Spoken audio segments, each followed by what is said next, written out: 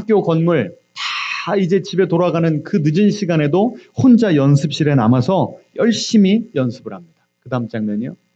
인상을 쓰면서 막 연습을 하고요. 그 다음에 그 드럼체를 얼마나 잡고 쳤든지 이 드럼 잡은 이 손 사이사이가 막 다 뜯어지고 피가 나가지고요. 뚝뚝뚝 떨어지는 거를 이제 고통을 잠시라도 좀 줄여보고자 그 손을 어디다 담가요? 얼음물에 담그는 거예요. 그럼 그리고 나서 쉬어야 될 거 아니에요? 아닙니다. 또다시 드럼체를 들고 막 연습하는 그 모습을 영화에서 보여줍니다. 참 저는 저 청년 앤드류를 보면서 참 열정이 대단하다. 성공하려면 독하게 마음 먹고 저 정도는 노력을 해야지 라고 생각을 했습니다. 그런데 스토리가 진행되면 진행될수록 저 앤드류라고 하는 청년 주인공을 보는데 마음이 안타까움이 느껴지고 안쓰러움이 느껴졌어요. 왜 그런가 하면 이 드럼에 대한 열정, 자기 꿈을 이루기 위한 열정 배후에 있는 두려움과 불안함이 느껴졌기 때문에 그래요. 마치 아까 그 얼굴 표정 봤죠? 그 간절한 막 찡그린 그 얼굴 표정 속에 어떤 그 메시지가 좀 들리냐면 여기서 멈추면 내 인생 끝이야.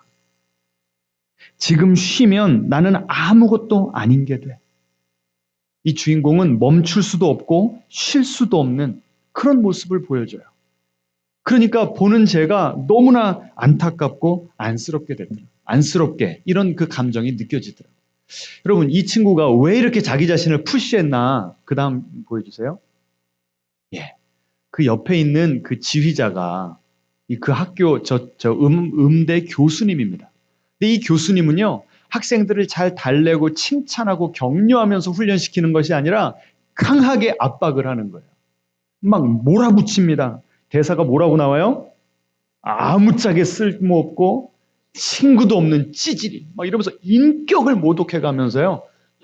너 그것밖에 안 돼? 막 내 속에 있는 이 악바리 근성을 막 휘저어가지고 막 일으켜내는 그러면서 이 내 속에 있는 잠재력을 120% 이상 발휘할 수 있도록 도와주는 그런 교수.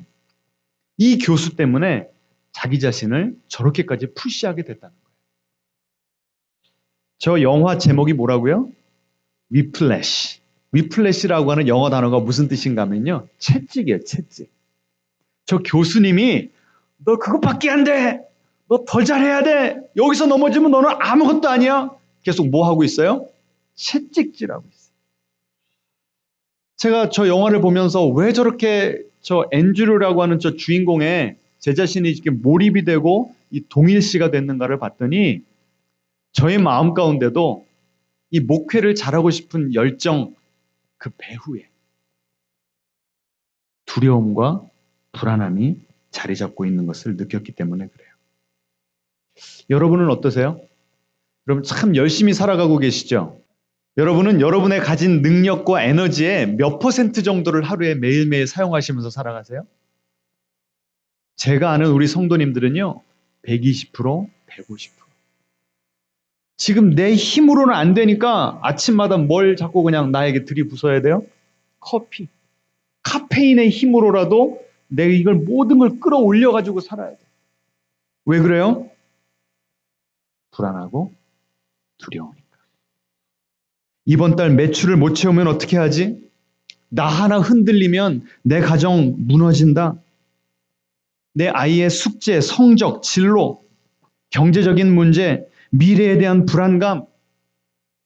밤이 돼가지고요. 피곤해서 침대에는 누웠는데 아까 저 앤드류라고 하는 청년처럼 이 연습실의 불을 끄지를 못하는 거예요. 우리의 마음속에서도 아까 그 앤드류를 다그치고 있는 그 음대 교수, 플래처라고 하는 그 음대 교수가 우리 마음 가운데 들어와 버렸어요.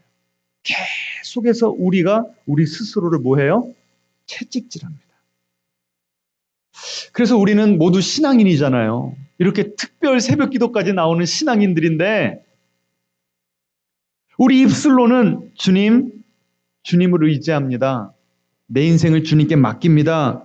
라고 고백을 하지만 마음 깊은 곳에서는요, 이런 음성이 들려요. 그래도 내가 해야 돼.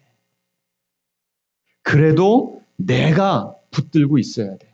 내 인생, 내 자녀, 내 가정. 내가 멈추면 끝이야. 언제부턴가 우리는요, 쉬는 법을 잃어버렸습니다. 하나님께 맡기는 법도 잃어버렸습니다.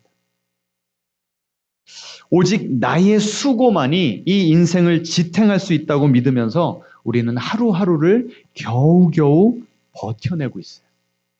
여러분, 2026년이 새로 이 새해가 밝았는데 어때요? 막 새로운 몸과 마음가짐으로 기대가 차오르고 힘이 나십니까? 아니면 야, 이게 새해가 됐는데도 왜 이렇게 지치냐? 전자예요, 후자예요? 우리 어르신들, 우리 어른들 솔직하게 좀 얘기해 봅시다. 어때요? 지금 여러분의 에너지 레벨은 지금 몇 프로 정도입니까? 오늘 이 시편 127편이요. 우리에게 이렇게 물어보고 있습니다. 네가 그렇게 너의 인생의 집, 너의 자녀의 집, 너의 가정의 집을 그렇게 아까 그 드러머처럼 손에 피가 나게끔 세우고 있는데 한번 생각을 해봐라. 너의 집을 진정으로 세워주는 사람은, 진정으로 세워주는 존재는 너냐, 하나님이냐? 여러분, 이 질문을 누가 던졌을까요? 오늘 이 시편 127편을 보시면 누가 이 시편을 썼다고 나오죠? 솔로몬이 썼다고 나옵니다. 이 솔로몬이야말로 인생의 집을 가장 화려하게, 가장 위대하게 지어본 사람입니다. 그는 하나님이 임재하시는 성전도 세웠고 궁궐도 세웠고 나라를 부국강병하게 만든 그런 위대한 리더였습니다. 세상의 기준으로 보면 그는 가장 성공한 인생의 건축가였습니다. 그런데 인생의 노년에 접어든 솔로몬이 자신이 세워준 그 으리으리한 궁궐 한복판에서 살아가면서 붓을 들고 써내려간 기도문이 바로 오늘 127편 1절이에요. 우리 1절 다시 한번 읽어볼까요? 여호와께서 집을 세우지 아니하시면 세우는 자의 수고가 헛되며 여호와께서 성을 지키지 아니하시면 파수꾼의 깨어 있음이 헛되도다. 다 이루어보고 다 세워본 사람이 인생의 뒤를 돌아보고 이런 고백을 했기에 우리는 이 고백을 가볍게 넘길 수 있습니까? 아니면 정말 묵직하게 받아들여야 됩니까? 지금 솔로몬이 이렇게 말을 하는 거예요. 내가 밤잠을 설쳐가면서 국경을 지키고 성벽을 쌓았지만 내 불안이 그 성벽보다 더 높다. 내가 지혜를 짜내어 이 나라를 완벽한 시스템으로 만들어냈지만 정작 내 영혼은 한 번도 두 발 쭉 뻗고 편안하게 잡은 적이 없구나. 여러분, 우리는 우리 인생의 주인이 되면 그때부터 제대로 된 안식을 누릴 수 없어요. 주도권을 내가 쥐고 있는 한 우리는 그 주도권의 노예가 되어버립니다. 그럼 지금 제가 무슨 말 하는지 아시겠어요? 이게 추상적으로 들립니까? 실제적으로 들립니까? 여러분, 내가 한번 쥐고 있고 이것이 나의 것이라고 하는 그 생각, 그 신념이 내 속에 자리 잡히면요. 내가 쥐고 있는 것을 내가 어떻게 해야 돼요? 지켜내야 돼요. 내가 세운 것이기 때문에 그것이 무너지지 않도록 내가 감시해야 되는 거예요. 내 가정, 내 자녀, 내 사업. 솔로몬은요, 이 인생의 무게에 평생 짓눌려서 신음하다가 인생 말년에서야 드디어 비로소 깨달았습니다. 내 지혜와 내 수고가 내 인생을 세운 게 아니구나. 내가 이렇게 열심히 살아왔지만 내 열심이 내 인생을 보장하는 것이 아니구나. 하나님의 은혜가 나를 붙들고 있었구나. 앞뒤자로 인사하겠습니다. 하나님의 은혜가 우리를 붙들고 계십니다. 그래서 솔로몬은요, 시편 127편을 통해서 우리에게 이렇게 웅변하는 겁니다. 우리의 인생의 집, 우리의 가정을 세워가시는 분은 하나님이시다. 그러니 우리 인생의 주도권을 누구에게 맡겨드려야 된다? 하나님께 맡겨드려야 된다. 다시 한번 인사하겠습니다. 우리 인생의 주도권을 하나님께 맡겨드립시다.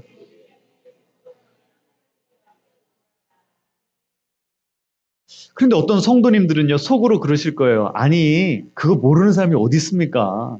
내가 예수님 영접할 때 이미 나는 예수님을 내 인생의 주인으로 고백했습니다. 근데 이게 그렇게 쉽게 대답할 수 있는 그런 질문이 아니더라고요. 정말 내가 내 인생의 주도권을 하나님께 온전히 맡겼는가 맡기지 못했는가 테스트가 있어요. 테스트. 여러분 테스트 좋아하세요? 우리 한번 2절 같이 읽도록 하겠습니다. 시작. 너희가 일찍이 일어나고 늦게 누우며 수고의 떡을 먹음이 헛되도다. 그러므로 여호와께서 그의 사랑하시는 자에게는 잠을 주시는 도다. 여러분, 하나님이 정말 사랑하시는 자들에게 금을 주신다고 그랬어요? 은을 주신다고 그랬어요? 아니에요. 뭘 주신다고요? 잠을 주신대요. 벌써 이렇게 좀 돌아보니까 하나님이 사랑하시는 분들이 좀 계신 것 같습니다. 여러분, 왜 하나님은 정말 당신이 아끼시고 보호하시고 지키시는 자들에게 왜 잠을 주신다고 했을까요? 여러분, 한번 여러분이 잠이 들었을 때의 모습을 한번 생각을 해보세요. 자면요, 잔다는 것은 단순한 휴식이 아닙니다. 그것은 완전한 주도권의 포기를 의미하는 영적인 행위입니다. 이 심오한 말을 이해하셨습니까? 잠이 뭐라고요? 주도권을 완전히 포기하는 거예요. 여러분 어떤 분들 깊이 잠들면 뭐라고 얘기하죠? 뭐 해도 모르겠다? 업어가도 모르겠다. 그만큼 잠잘 때 나는 어떤 상태예요? 무방비 상태예요. 내가 아무리 내일 할 일이 있더라도 자버리면 그리고 언제 내가 할 일이 많고 책임이 많더라도 언제 내가 온전히 잘 수 있어요? 내 주도권을 하나님께 맡길 때. 우리가 잠을 자면요, 내일의 문제를 해결할 수도 없어요. 사랑하는 사람을 지켜줄 수도 없어요. 혹시 모를 위험을 막을 수도 없어요. 그런데도 우리가 잠을 잘 잔다? 무슨 뜻입니까? 내가 눈을 감고 무력해 있는 그런 상황 가운데서도 누가 우리의 인생을 붙들고 계신다? 하나님께서 우리 인생을 붙들고 계신다는 거예요. 이것을 온 몸으로 고백하는 행위가 바로 뭐라고요? 잠자는 거라는 거예요. 자, 여러분 제가 여쭙겠습니다. 어젯밤에 잠 잘 주무셨습니까? 벌써 얼굴이 밝으신 분들은 잘 주무셨어요. 그런데 어제도 이런 걱정, 저런 걱정 때문에 잠을 못 이루신 분들이 계세요. 공식이 딱 나오죠? 주님을 신뢰하면 단잠을 자게 되어 있습니다. 가장 좋은 예, 가장 확실한 예가 누구죠? 예수님이세요. 예수님이 제자들과 함께 배를 타고 가고 계셨어요. 그런데 갑자기 뭘 만납니까? 풍랑을 만나요. 배가 얼마나 흔들리든지 어부들 아닙니까? 바다에서 잔뼈가 굵은 사람들인데도 아무리 노를 저어도 이게 컨트롤이 안 되는 거예요. 그런데 예수님 보니까 뭐 하고 계셨어요? 얼마나 막 코를 고면서 깊이 주무시고 계신지 제자들이 볼 때 막 얄미운 겁니다. 그래서 예수님을 막 흔들어 깨웠다고 그랬어요. 영어로 보시면 Don't you care? 예수님 우리 다 죽게 생겼는데 어떻게 그렇게 예수님 약간 버릇없게 말하면 이렇게 자빠져 주무실 수가 있어요. 예수님이 왜 이렇게 주무실 수가 있었죠? 풍랑 가운데서도 하나님을 전적으로 신뢰했기 때문에. 그런데요, 예수님을 우리 인생의 주인이라고 고백하는 많은 신앙인들이 잠자리에 누워서 눈은 감고 있는데도 마음은 여전히 깨어 있습니다. 여러분 이런 적 있어요, 없어요? 있어요. 몸은 너무나 피곤해. 나도 모르게 어느 순간 잠깐 잠이 들었어요. 그런데 금방 깨져요. 금방 깨지면 그 다음부터 어떻게 되죠? 내 생각이 꼬리에 꼬리를 물어요. 이 생각이 여러분 하나님 말씀에 대한 깊은 묵상으로 말씀에서 말씀으로 꼬리를 물까요? 아니에요. 나를 걱정시키고 근심시키는 그런 문제들을 가지고 야, 내일 회의를 어떻게 해야 되지? 내 아이 학교 문제는 어떻게 해야 되지? 지금 이 경제 상황이 더 나빠지면 우리는 어떻게 해야 돼? 몸은 누워 있는데 영혼은 아까 그 앤드류라고 하는 청년처럼 한밤중인데도 연습실에 불을 끌래야 끌 수가 없는 채로 드럼 앞에 앉아서 손에 피가 날 때까지 계속 우리는 그 드럼을 두드리고 있습니다. 내가 쉬면 남들에게 뒤처질 것 같아요. 내가 멈추면 우리 가정이 무너질 것 같아요. 이런 공포와 불안감이 나를 사로잡고 있기 때문에 내가 걱정을 해봤자 나아질 것이 아무것도 없다는 걸 알아요, 몰라요? 알아요. 그런데도 계속 걱정이 꼬리에 꼬리를 물면서 우리의 잠을 앗아가는 것입니다. 그래서 하나님이 사랑하는 자들에게 뭘 주신다고요?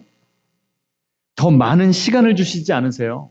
더 많은 일을 하라고, 더 많은 생산을 해내라고 강철 같은 체력을 주시는 게 아닙니다. 뭘 주신다고요? 잠을 주세요. 그 이유는 분명합니다. 네가 눈을 감고 있어도 세상은 무너지지 않아. 그 세상을 누가 붙들고 계시기 때문에?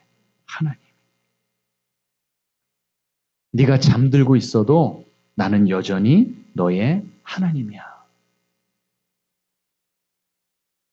오히려 내가 눈을 감고 내 통제권 하나님께 넘겨드릴 때 비로소 하나님께서는 우리를 위하여 일하기 시작하심을 믿으시기 바랍니다.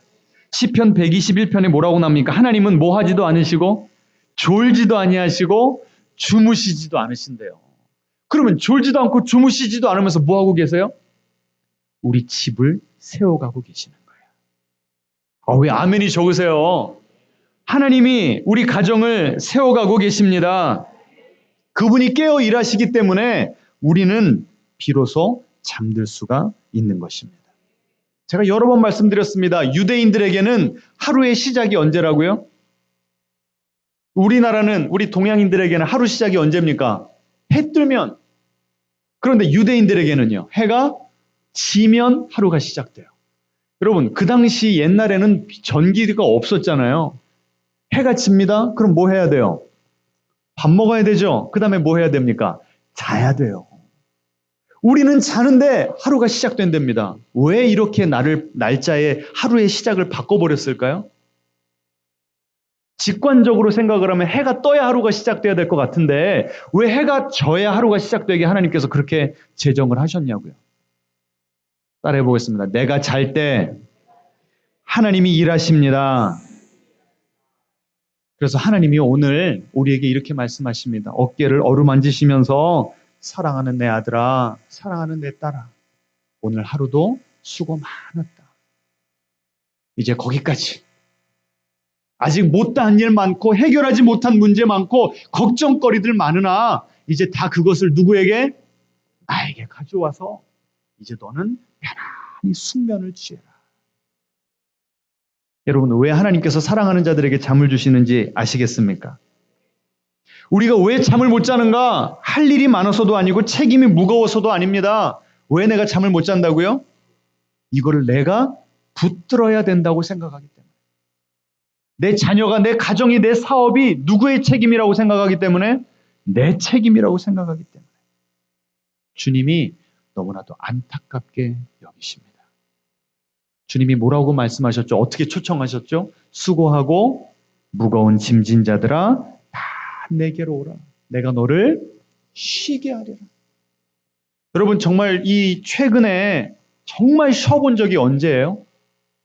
걱정거리 다 내려놓고 내 몸도 쉬고 내 마음도 쉬고 정말 주님 주시는 하늘의 평안함을 마지막으로 누려본 적이 언제냐고요. 여러분 이제 아시겠죠? 왜 잠이 내가 하나님을 정말 의지하는가 의지하지 못하는가에 대한 궁극적인 테스트라고. 자, 다시 한번 제가 여러분에게 여쭙겠습니다. 여러분 인생의 주도권을 하나님께 온전히 맡기셨습니까? 맡기지 못하셨습니까? 왜 갑분싸예요? 예? 여러분 이제 밤에 주무실 때마다 하나님께 이렇게 고백하면서 잠자리 드시면 좋겠습니다. 따라해 보겠습니다. 주님, 오늘 여기까지입니다. 저는 퇴근하렵니다. 주님이 지금부터 일하시옵소서. 자꾸 밤중에 깰 때마다 이 기도하시기를 바랍니다. 주님이 책임져 주세요. 내가 걱정한다고 풀린 문제가 아무것도 없는데 왜 그걸 내 거를 쥐고서 그렇게 우리가 고생을 하고 있습니까? 이제 주님께 그렇게 맡기고 숙면을 취하신 다음에 그 다음에 이제 어디 오시면 돼요? 새벽마다? 새벽 기도 오시면 됩니다. 앞뒤자로 인사하겠습니다. 새벽 기도를 다시 시작합시다. 자, 우리가 하나님께 우리의 인생을 온전히 의탁했는지 못했는지 첫 번째 테스트가 뭐라고요? 밤에 잠을 잘 자냐 못 자냐. 두 번째 테스트가 있어요. 이 맡김의 원리를 가장 치열하게 적용해야 될 영역이 있습니다. 바로 누군가 하면 우리의 자녀들이에요. 자녀들. 사실 이 자녀야말로 우리가 하나님께 의탁드리기 가장 힘든 그런 대상들입니다.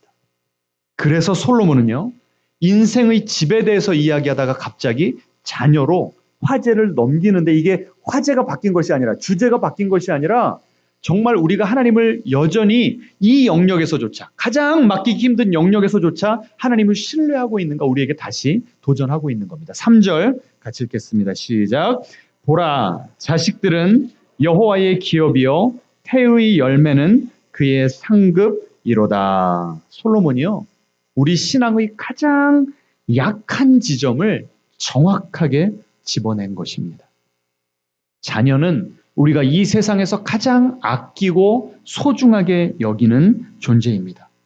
동시에 자녀야말로 우리가 가장 세게 틀어쥐고 있는 존재입니다. 맞습니까? 맞아요?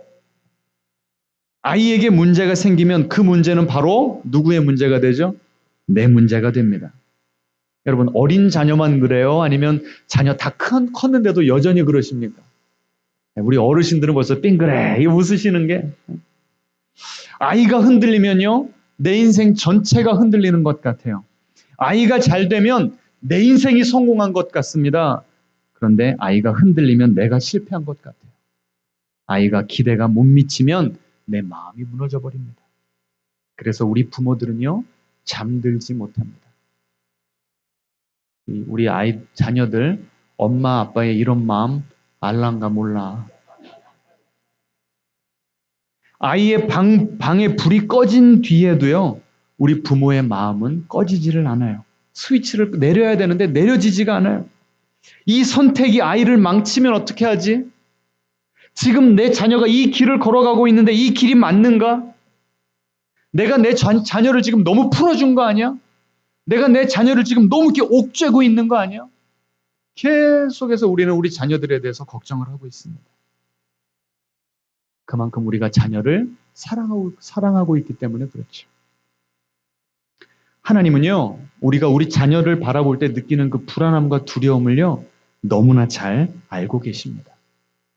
그런데 솔로몬은 이렇게 말합니다. 자녀는 우리의 인생의 성취가 아니라 잘 키워내서 다른 사람들에게 나는 내 인생에 이런 것을 이루어냈습니다라고 보여주는 성취가 아니라 하나님의 기업이라고 말합니다. 따라해 보겠습니다. 우리의 자녀는 하나님의 기업입니다. 이 기업이라고 하는 단어가 중요한데요. 기업은 무슨 뜻인가 하면 내 소유가 아니라 주인이 따로 있다는 겁니다. 우리는 우리 자녀의 소유자가 아니라 우리 자녀의 진정한 주인은 누구세요? 하나님. 하나님이 우리에게 경영을 맡겨주신 우리 자녀들을 관리하는 관리자인 줄 믿으시기 바랍니다. 우리는 자녀를 소유한 것이 아니라 관리하는 사명을 부여받은 줄 믿으시기 바랍니다. 그래서 우리 자녀는요, 우리의 작품이 아니에요. 하나님이 우리에게 잠시 맡기신 하나님의 선물입니다. 자, 이 자리에 우리 자녀들 같이 왔죠? 우리 부모님이 우리 자녀들 보고 이렇게 이야기하겠습니다. 너는 하나님이 나에게 맡겨주신 선물이야. 가장 사랑스러운 눈빛으로 좀 바라봐 주시기 바랍니다. 자, 여러분이 여러분의 자녀를 대하는 태도를 가만히 들여다보시기 바랍니다. 그 태도가 바로 여러분이 자녀를 하나님께 온전히 맡겨드렸는가, 드리지 못했는가를 보여주는 가장 정확한 증거입니다.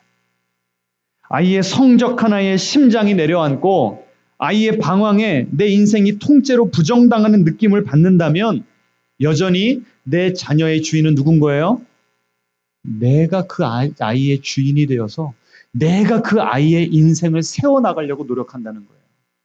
그런데 솔로몬은 뭐라고요? 그렇게 내가 내 아이의 가정, 아이의 집을 세워나가는 그 모든 노력이, 수고가 뭐라고요? 헛되다는 거예요. 참 충격적이지 않습니까? 내가 내 자녀를 내 소유인 것처럼 붙들고 있으면, 내 자녀의 미래가 내 책임인 것처럼 아이를 꽉 붙들고 있으면요, 내 마음이 뭐 할 수밖에 없어요? 불안할 수밖에 없어요. 그리고 무서운 것은 무엇인가? 내가 아무리 열심히 살아가고 내 자녀를 아무리 뜨겁게 사랑한다고 할지라도 내 마음에 있는 그 불안함이 내 자녀에게로 고스란히 흘러갑니다. 이게 무서운 거예요. 우리 자녀들은요, 말하지 않아도 압니다. 부모의 표정에서, 부모의 한숨에서, 부모의 눈빛에서 우리 자녀들은 기가 막히게 알아봐요. 야, 내가 잘해야 우리 엄마 아빠 마음이 편하구나. 내가 흔들리면 우리 엄마 아빠 이 집안이 무너지겠구나. 우리 자녀들이요, 그 모든 부담감, 그 불안감을 그대로 다 고스란히 그 마음 가운데 물려받는 거예요. 그 순간 우리 자녀들은 더 이상 어린 아이일 수가 없어요. 어렸을 때는 그 어린 시절을 마음껏 천진난만하게 즐겨야 되는데 우리 부모들이 그 자녀들에게 그 짐을 맡겨주니까 어렸을 때부터 세상죄 지고 가는 어린 양이 되어버립니다. 아이도 아까 그 영화의 앤드류처럼 자신만의 드럼 앞에 서게 되는 거예요. 부모의 불안을 대신 짊어진 작은 앤드류가 되어서 이 아이의 마음속에서도 스위치가 오프가 안 되는 거예요. 계속 불을 켜고 무언가를 위해서 열심히 달려가야 되는, 무언가 쫓기는 인생을 살게 되는 거예요. 우리 자녀들도 안식을 잃어버리게 되는 겁니다. 여러분, 우리 자녀들에게 이런 인생을 원하십니까? 하나님은 우리 자녀들에게 그 짐을 지우라고 우리를 그 자녀들의 부모로 세우지 않으셨습니다. 하나님은 우리 부모님들에게 먼저 안식하라 라고 명령하십니다.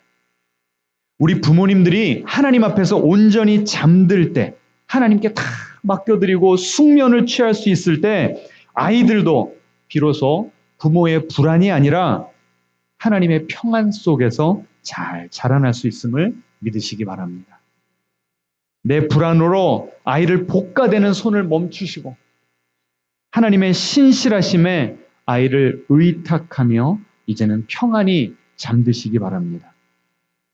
그때야 비로소 하나님께서 우리 자녀들의 인생을 아름답게 빚어가실 줄로 믿습니다. 저는 오늘 이 말씀을 준비하면서 이렇게 좀 한 장면이 떠오르는 거예요. 여러분의 가정집이 보입니다. 밤에 다른 방들은 다 불이 꺼졌어요.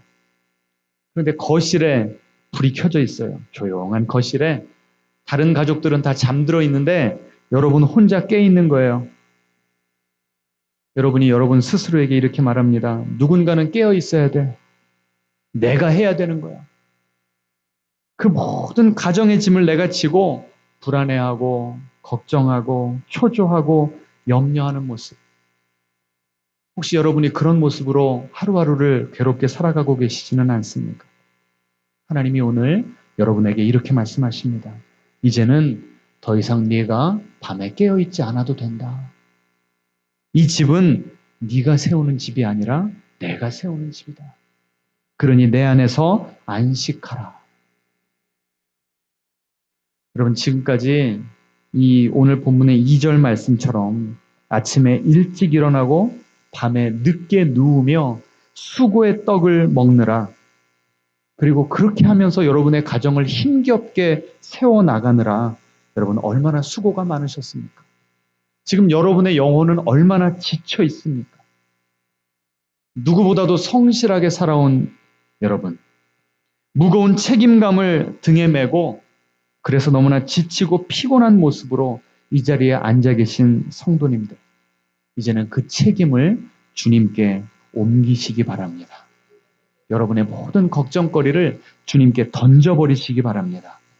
그리고 오늘부터는 밤마다 꿀잠을 주무실 수 있게 되시기를 바랍니다.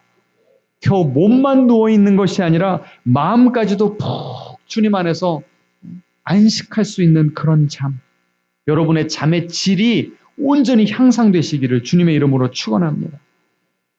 그렇게 주무시게 될 때 여러분은 하나님께 이렇게 고백하게 될 겁니다. 하나님, 내가 내 인생을, 내 가정을 내려놓아도 주님께 맡기니까 주님은 여전히 나의 인생을, 내 자녀들의 인생을 붙들고 계시는군요. 이런 믿음의 고백 위에 하나님께서는 여러분의 가정을 견고하게 세워 가실 것입니다. 자, 이제 우리가 함께 결단하는 시간을 갖기 원합니다. 여러분에게 지금 이 인생나무라고 하는 종이를 나눠드릴 겁니다. 이 나무 모양으로 되어 있는데요. 그 종이와 펜을 다 하나씩 받으시기 바랍니다. 제가 첫날 설교를 통해서 크리스찬이 된다는 것은 더 이상 와디 곁에서 비가 올 때는 잠시 생명이 있는 듯 하다가 건기가 되어버리면 다 말라붙어 버리는 그런 와디에 소망을 두는 인생이 아니라 하나님의 말씀에 깊이 뿌리 내린, 그래서 늘 생명력으로 충만한 시냇가에 심겨진 인생이라고 제가 말씀드렸습니다. 기억나시죠? 물질이라고 하는 와디, 건강, 자녀의 성적, 이런 와디에 뿌리를 내리는 인생이 아니라 변함없는 영원하신 하나님의 말씀에 깊이 뿌리를 내리는 인생이라고 했는데요. 여러분, 오늘 우리가 우리 자신을, 우리 자녀를, 우리 가정을 다시 한번 그 주님의 시냇가에 심겨진 것을 확인하고 그리고 그렇게 되기를 결단하는 그런 시간을 가졌으면 좋겠습니다. 그 빈칸에 어떤 내용들을 적어보시냐면요. 지금까지 여러분이 밤에 잠을 자지 못하도록 여러분의 마음을 괴롭혔던, 여러분의 마음을 끊임없이 붙들고 있는 그 걱정거리들, 그 불안한 요소들을 좀 다 적어보시기 바랍니다. 하나님, 이제는 더 이상 이것을 내 것으로 쥐고 있지 않겠습니다. 하나님께 다 맡겨드리고 이제는 자유하기를 원합니다. 우리 자녀들에게 이제는 내 불안함이 아니라 이제는 주님을 향한 신뢰를 좀 물려주기를 원합니다. 우리를 불안하게 하는 요소들, 우리를 좌절시키는 요소들을 다 쓰시고 이제는 그것을 주님께 맡겨드립니다. 결단하시겠습니다. 이제는 내 인생을 주님의 말씀의 시냇가에 온전히 뿌리 내리는 그런 삶을 살겠습니다. 회개하고 결단하는 마음으로 그 빈칸들을 좀 채워가시기를 바랍니다. 그리고 나뿐만이 아니라 우리 가족들을 위한 중보의 제목들도 그 종이에다가 적어보시기를 바랍니다. 이제는 걱정하는 대신에 하나님, 제가 이 가족을 위해서, 내 배우자를 위해서, 내 자녀를 위해서 내가 눈물을 흘려 기도하겠습니다.